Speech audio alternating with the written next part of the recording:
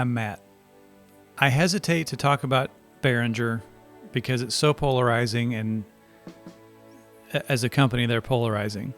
There's no two ways about it. It seems like people love it or hate it, and they do it very loud. So I have historically kind of stayed away from talking about their gear. But today something caught my eye. I was watching a video by Decimal on the Behringer BX700, which is, according to Behringer, a DX7, Yamaha DX7 on steroids.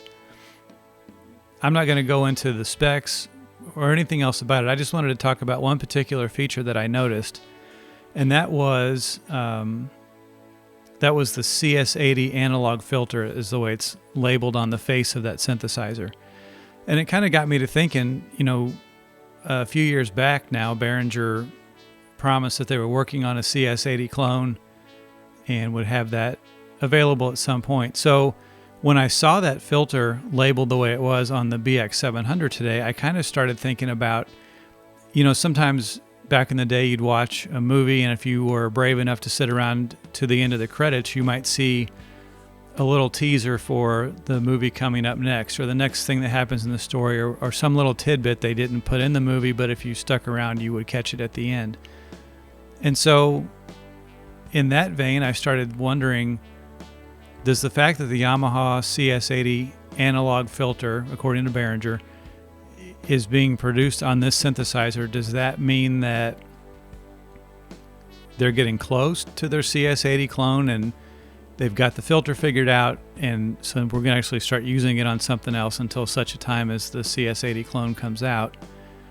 Or could it possibly mean that they're finished? I mean, they've given up on it, and the filter was the best part of the CS-80 that they could emulate and come up with and make it usable.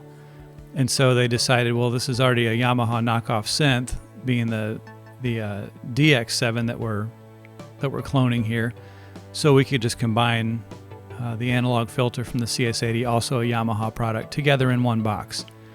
So again, I don't know that there's any validity to this thought. It's just something that occurred to me, like, again, maybe it's sort of a teaser one way or the other. But anyway, I'd be interested to know what you guys think about this.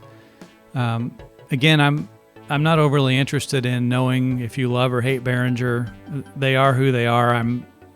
I have no dog in that fight, but I would be interested to know your thoughts on the future of their CS-80 project. And is this CS-80 filter that's on the BX700, is it an indicator of anything? Probably not, but something interesting to think about, I think. So again, as always, I appreciate you stopping by the channel. Thanks for listening. I would ask you to consider subscribing if you haven't already.